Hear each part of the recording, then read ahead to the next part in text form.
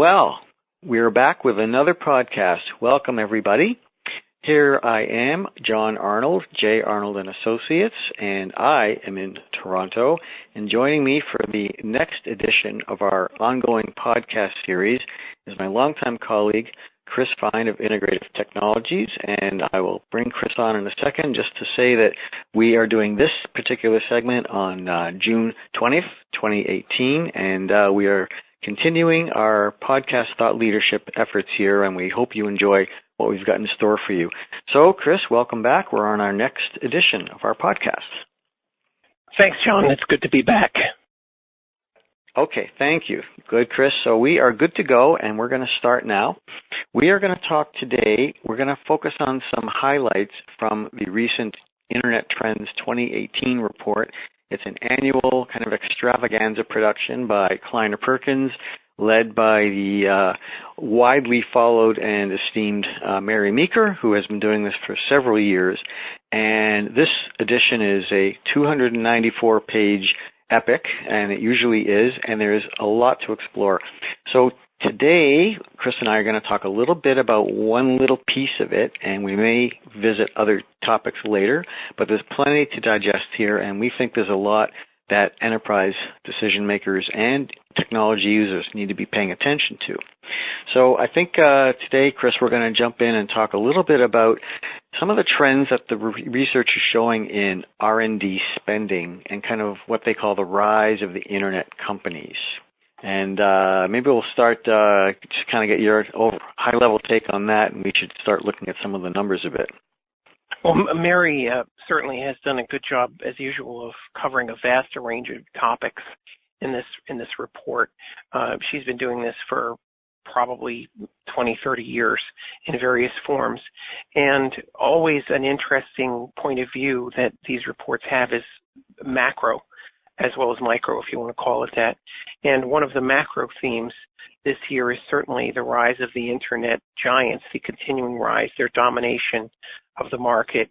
And as John, as you were saying, their growing leadership as R&D spending engines, which means basically advancing the technologies. Yeah, and so what we're going to do here, folks, we're not going to get too granular with the data, but I am going to mention that these slides are publicly available. You can search for them on the internet, Kleiner Perkins, or you could drop either of us a line and we'd be happy to send you a set of the slides. So if you're keeping score at home, though, I just want to draw attention initially, Chris, to slide 40. And just at a very high level, this slide shows the absolute level of R&D spending as well as CapEx spending in the U.S. from 2017, and this is amongst public companies. And I'll just drop the ball by just saying, you know, it's really interesting to see that by quite a bit of margin, the top 5 are all heavy-duty internet players, going from, not surprisingly, Amazon to Google to Intel to Apple to Microsoft. These are the top 5, and they are widely outspending the kind of companies you think would be at the top of this list. Yes, I mean, you would have thought, especially since this graph is CapEx plus R&D, you would have thought it would have been traditional industrial companies, retail companies with large footprints, a Walmart or whatever, particularly given the CapEx. But it's all tech companies. And Amazon is compellingly on the top, and very interestingly, the amount of CapEx that they're spending on their distribution warehouses, the AWS data centers, and all of their other capital-intensive projects. I would also note that it's interesting to see that Facebook is significantly down on the graph. Now, that their numbers are somewhat smaller overall than some of these companies, but it does show that they are operating at a somewhat lower level than the companies that you mentioned, John.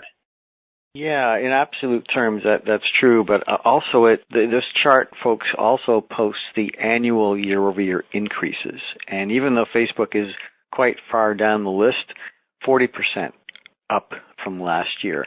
When you compare that and look at the numbers from the automakers, the GMs, the Fords, the General Electrics, the Mercs, these companies who you would associate with big spending, Exxon, their spending growth in R&D and CapEx is single digits or even negative.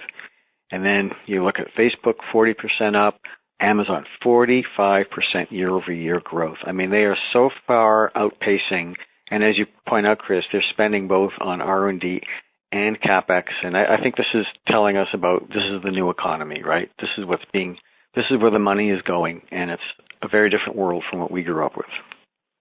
It's true. And another interesting factoid in here is the growth year over year of lower negative growth of the two giant carriers, service providers, AT&T and Verizon. Mm-hmm. Yeah, there's just so much transition going on here, and I think this particular graphic speaks volumes about kind of this changing of the guard and the emergence, as they say here, of the internet, of the internet economy, of the digital transformation we're all living through. And so, let's take this a little further, but also, what kind of implications does this bring for, people running networks and IT managers and CIOs, et cetera? Well, I would say at least a couple. Number one is because these companies are to some degree enormous enterprises themselves and also provide enterprise services, this giant growth of R&D, an absolute number of R&D, means that they're doing some of your research for you. They're creating actual products that you can use. That's certainly true of any of the cloud service platforms where they are doing research on things like optimal servers, optimal data centers, optimal software, security, connectivity, and things like that used to be left up more to the individual enterprise. And you now, as a customer renting this stuff, are benefiting from these massive R&D expenditures and the competitiveness among the giants to win your business. Mm-hmm. Yeah, benefiting from this, but also with that comes, of course, the higher barriers to entry and making this a smaller pool of choices. I think invariably what we have here is the market power of these companies is going to be challenging for other players to come into the market and for enterprises to move off of these clouds if they find it's becoming too expensive or too inflexible or the pace of innovation slows down. And I think that's going to take us to the flip side of this coin, right? The rise of regulation and some of the challenges that's posing right now in the industry, just thinking about what's going on with Facebook recently, right? Yeah, it's true. And I have one comment before moving off this slide to something that you said about market power and concentration as providers to enterprises. If you want to think about an analogy, you could think about what once upon a time the power that communication services providers had, the old Bell system, the huge carriers. Once you'd made a decision and you ran your enterprise global network on one of these, you really did. They had a fair amount of power to keep you within a certain set of solutions, and ultimately there was such a growth of open networking and open competition and everything else that power somewhat diminished. But a cloud platform is so comprehensive that unless you plan at the very beginning, probably it's somewhat more expense to diversify your choices, as one might have in the old days with communication services. You will be in line with the strategy of whoever your cloud provider is. And that R&D may be big, but it's about what they're spending it on. Is that optimal for you? Hope so, right? I mean, at least in the carrier's day, they were regulated, and for good reasons. Now, I mean, they certainly have monopolistic practices, and that led to the breakup in '84. But at least there was kind of a bit of a quid pro quo there about, a responsible use of monopoly power. You could argue against that, of course, but still, it provided a stability that people could depend on for quite a long time.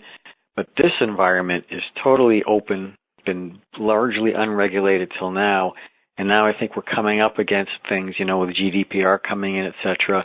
There are some valid concerns about, because no one really knows where this internet thing is going, all the dangers of security and identity, et cetera. So there is going to be a rise for more forms of regulation to protect consumers, and also I think to ensure that we don't have a repeat of the Bell monopoly getting too big and powerful. But with this being such a free market now, it's really hard to know if you can put the genie back in the bottle.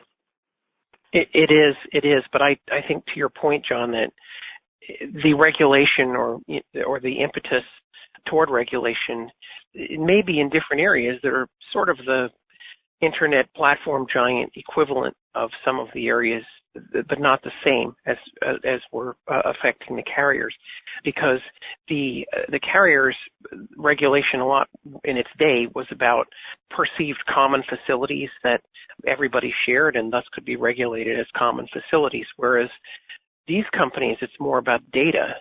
So when you think about regulation as theoretically protecting the interests of the common public as opposed to the just the interests of one particular individual, that common currency really is information and privacy.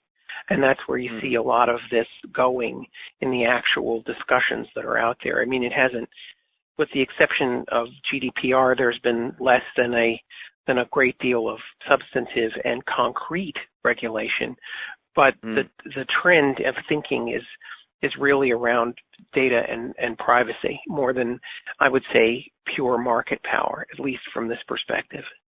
Yeah. Well, it's definitely a brave new world, and we're all kind of having to go with it. There's really no turning back to, analog times, obviously. And, I think, for CIOs, et cetera, to be conscious of the fact that the marketplace is struggling with this issue of how much regulation is needed, where is it needed, and the flip side, of course, is we don't want it to be a drag on this continued innovation. For these companies to keep spending, they're doing it on the expectation that they can pretty much continue doing business as usual, obviously.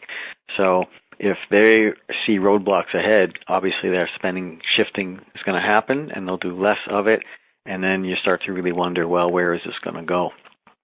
Agreed. And I think if you're an enterprise, one way to think about it, whether you're a large or small enterprise, is think about it the way one always might think about dealing with a gigantic vendor whose products or services control a fair amount of how your enterprise works and what it and how it delivers to its customers and how it operates. And for that reason, you always have to make sure that your use of those products or services and your policies and your controls are always up to the standards that you need in your business. You can rely somewhat on the common denominator, but you have to be just as diligent about using these platforms and storing data there and all the other things you might be doing as you might be about all of that if that was your own infrastructure. Or if you were buying a software product to run within your own infrastructure, you would care about security, you would care about integrity, you would care about protection of data, you would care about supportability, maintainability, all of the traditional IT things. This isn't really any different, even though it somewhat looks a little easier sometimes, because they do a lot of this, they do care about a lot of this, but you still have to make sure they're doing up to your standards. Yeah, Chris, you really are hitting on a lot of those key things that decision makers and enterprise, anyone touching big levels of data like this has to be conscious of, all those implications. So, yeah, I think there's a takeaway here to certainly pay close attention. Even though Facebook is pretty much a consumer product, it's making its way into the enterprise. So when Zuckerberg and his group are being grilled by Congress, that does have implications for what's going on in the enterprise space. So that's my kind of takeaway, is to say just pay broader attention to anything that's going on in regulatory circles that speaks to privacy and data protection and data sovereignty issues, because it's all going into the same place, considering how powerful and big these five or six companies have become.